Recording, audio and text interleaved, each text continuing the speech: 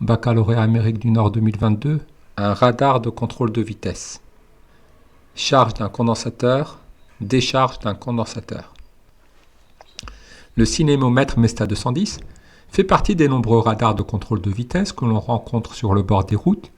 Il mesure la vitesse instantanée des véhicules grâce à des ondes électromagnétiques. Dans cet exercice, on ne s'intéresse pas aux phénomènes physiques permettant d'obtenir la valeur de la vitesse. Sur un site gouvernemental, on trouve les informations réglementaires suivantes. Vitesse autorisée, route à double sens sans séparateur central, sur route sèche 80 km/h, par un temps de pluie 80 km/h. Route à deux chaussées séparées par un terre-plein central, route sèche 110 km/h, par temps de pluie 100 km/h. Voici les sanctions encourues. La valeur de la vitesse d'un véhicule se déplaçant sur route sèche à double sens sans séparateur central, se rapprochant du cinémomètre, est de 25 mètres par seconde.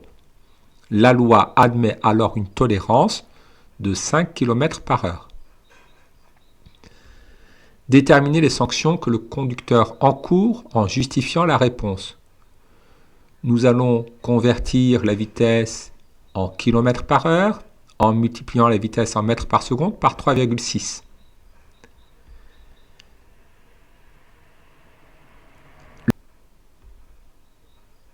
Il roule sur une route à double sens sans séparateur central.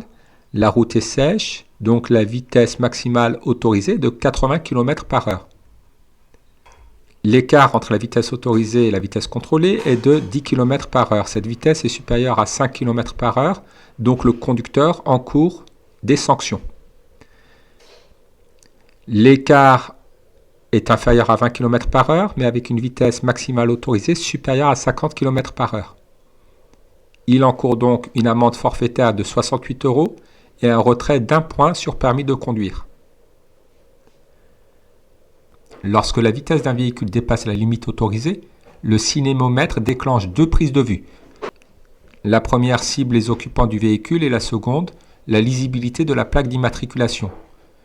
Chaque prise de vue est accompagnée de l'émission d'un flash. La durée entre le début du premier flash et le début du deuxième flash n'excède pas 52 millisecondes. La persistance rétinienne est une propriété de notre œil. Elle se caractérise par le fait que, pendant un temps très court, de l'ordre de 0,070 secondes, notre rétine garde en mémoire la dernière image perçue. Justifier pourquoi les membres du véhicule flashé n'ont vu qu'un seul éclair lumineux. La durée entre le début du premier flash et le début du second flash n'excède pas 52 millisecondes, c'est-à-dire 0,052 secondes. Cette durée est inférieure à 0,070 secondes. La rétine garde encore en mémoire l'image du premier flash lorsqu'elle reçoit le second. Donc les membres du véhicule flashé n'ont vu qu'un seul éclair lumineux. Le fonctionnement d'un flash peut être modélisé par le schéma à l'écran. Un générateur de tension continue de 6 volts, un conducteur ohmique de résistance 47 ohms, un interrupteur à bascule à 3 positions, une diode électroluminescente et un condensateur de capacité C. Dans un premier temps, on charge le condensateur en basculant l'interrupteur en position 1. Puis, dans un second temps, on décharge le condensateur dans la diode en basculant l'interrupteur en position 2. La diode électroluminescente produit alors un flash.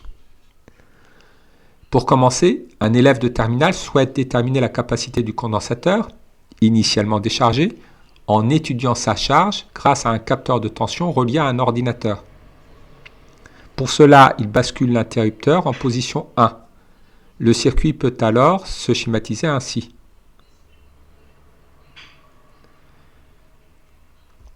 La courbe expérimentale de l'évolution temporelle de la tension UC aux bornes du condensateur est représentée à l'écran. Établir l'équation différentielle que vérifie la tension UC aux bornes du condensateur lorsque l'interrupteur est en position 1.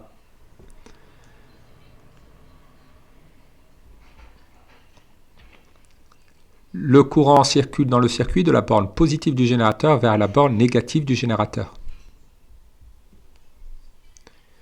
Et la loi d'additivité des tensions, ou la loi des mailles, nous allons choisir un sens de parcours du circuit.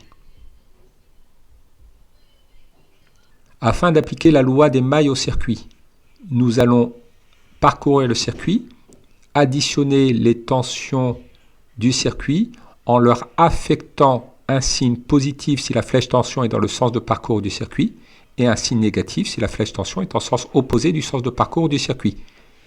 La somme de ces tensions affectées de leur signe plus ou moins est égale à 0. Commençons à parcourir le circuit à partir de ce point-là. Plus E, moins UC, moins UR, égale à 0. Nous pouvons réécrire cette équation. UC plus UR est égal à grand E. Or, d'après la loi d'Ohm, appliquée au conducteur ohmique de résistance R, la tension UR est égale à la résistance du conducteur ohmique multipliée par l'intensité du courant qui parcourt ce conducteur. Remplaçons dans la loi des mailles UR par R fois I. Or, l'intensité du courant est égale à la dérivée temporelle de la charge Q de l'armature sur laquelle arrive le courant. I est égal dQ sur dt. Remplaçons donc I par la dérivée temporelle de la charge Q. La relation qui lie la charge Q du condensateur et la capacité du condensateur est Q égale à C fois UC. Remplaçons donc dans la loi des mailles Q par la capacité du condensateur multipliée par la tension aux bornes du condensateur.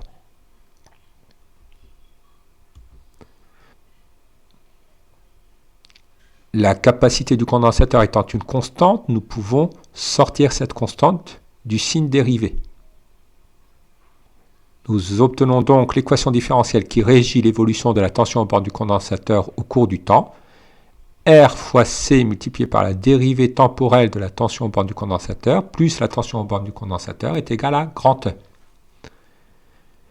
Divisons cette équation par R fois C. L'équation différentielle s'écrit dérivée de la tension aux bornes du condensateur par rapport au temps plus tension aux bornes du condensateur divisé par RC est égal à E sur RC.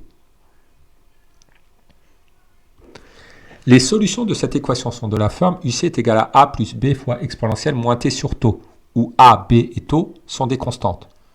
Déterminer les expressions littérales des constantes A, B et taux, justifier la réponse. Le condensateur étant initialement déchargé, la tension à ces bornes est égale à 0. Donc, A plus B fois exponentielle de 0 égale à 0. Exponentielle de 0 valant 1, nous obtenons que A plus B égale à 0 et donc que B est égal à moins A. Ainsi, la tension aux bornes du condensateur s'écrit A fois 1 moins exponentielle moins T sur taux. Comme cette expression de UC doit être solution de l'équation différentielle, remplaçons UC par A multiplié par 1 moins exponentielle moins T sur taux dans l'équation différentielle.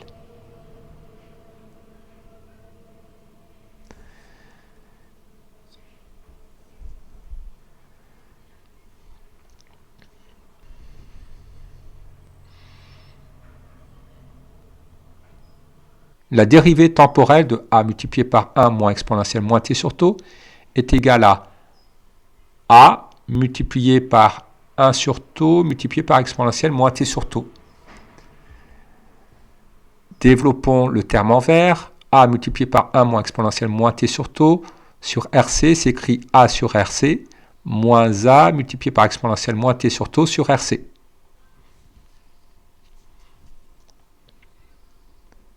Factorisons le premier terme et le troisième terme dans lesquels apparaît exponentielle moins T sur taux. Passons le terme A sur RC dans le membre de droite. Nous avons à gauche une expression qui dépend du temps et à droite une constante. Sachant que grand A est non nul, pour que cette expression soit valable à tout instant, il faut que chaque membre soit égal à 0. 1 sur taux moins 1 sur RC égale à 0 et 1 moins A sur RC égale à 0. Nous obtenons donc que taux est égal à RC et que grand A est égal à grand E. La tension aux bornes du condensateur s'écrit donc E multiplié par 1 moins exponentielle moins T sur RC. Grand A égale à grand E, grand B est égal à moins E et taux est égal à RC. Déterminer la valeur de la capacité du condensateur utilisé, justifier la réponse. Pour cela, nous allons déterminer la constante de temps taux qui est égale à R fois C en utilisant la courbe représentant la tension aux bornes du condensateur en fonction du temps. La valeur maximale atteinte par la tension aux bornes du condensateur est égale à 6 volts. Au cours de la charge du condensateur, au bout d'une durée égale à taux, la tension aux bornes du condensateur atteint 63% de sa valeur maximale. 63% de 6 volts, cela nous fait 3,8 volts. La valeur de 3,8 volts est atteinte au bout de la durée 0,022 secondes. La constante de temps taux vaut donc 0,022 secondes. Or, taux égale à R fois C. Nous en déduisons que C est égal à taux sur R. Taux doit s'exprimer en secondes, grand R en ohms. 0,022 divisé par 47, cela nous donne une capacité du condensateur égale à 4,7 fois 10 puissance moins 4 farad. Et en multipliant par 10 puissance 6, nous obtenons que la capacité du condensateur est égale à 470 microfarads. Résolution de problème. L'élève souhaite réaliser l'émission des deux flashs dans les conditions du cinémomètre avec le montage décrit précédemment. Il s'agit de réaliser successivement la charge du condensateur, interrupteur en position 1, sa décharge dans la diode, interrupteur en position 2, la recharge du condensateur, interrupteur en position 1, puis sa décharge dans la diode, interrupteur en position 2. Une diode électroluminescente est un composant optoélectronique capable d'émettre de la lumière quand elle est traversée dans le sens direct par un courant électrique. La tension à ces bornes est alors supérieure à une tension seuil notée U indice S. Lorsque la tension aux bornes de la diode devient inférieure à U indice S, le courant ne circule plus et la diode s'éteint. Le condensateur a une capacité de 470 microfarads. La diode a une tension seuil de 3,30 volts. La durée de décharge du condensateur jusqu'à la tension seuil de la diode est de 8 millisecondes. Lorsque la tension aux bornes du condensateur devient égale à la tension seuil de la diode, c'est-à-dire 3,30 volts, un dispositif approprié permet de basculer l'interrupteur en position 1. Le condensateur se charge à nouveau, suivant la courbe donnée à l'écran.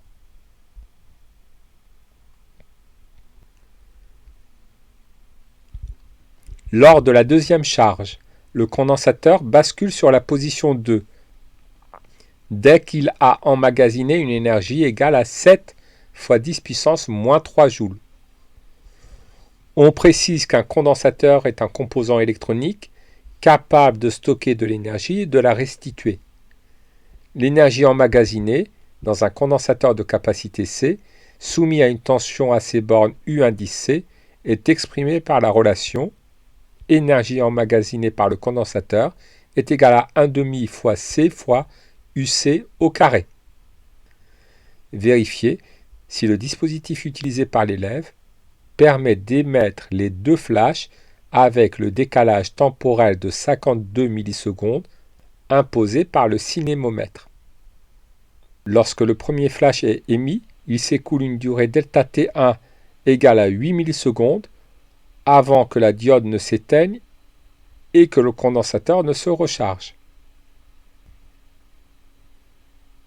Calculons la durée ΔT2 que met le condensateur pour emmagasiner une énergie égale à 7 fois 10 puissance moins 3 joules. Utilisons pour cela la formule de l'énergie emmagasinée par le condensateur. Exprimons la tension UC aux bornes du condensateur lorsque le condensateur a emmagasiné l'énergie de 7 fois 10 puissance moins 3 joules. UC au carré est égal à l'énergie emmagasinée multipliée par 2 divisé par la capacité du condensateur. Passons à la racine carrée. La tension aux bornes du condensateur est égale à la racine carrée de 2 multiplié par l'énergie emmagasinée par le condensateur divisé par la capacité du condensateur. L'énergie emmagasinée par le condensateur est de 7 fois 10 puissance moins 3 joules. La capacité du condensateur est de 470 microfarades, c'est-à-dire 470 fois 10 puissance moins 6 farades.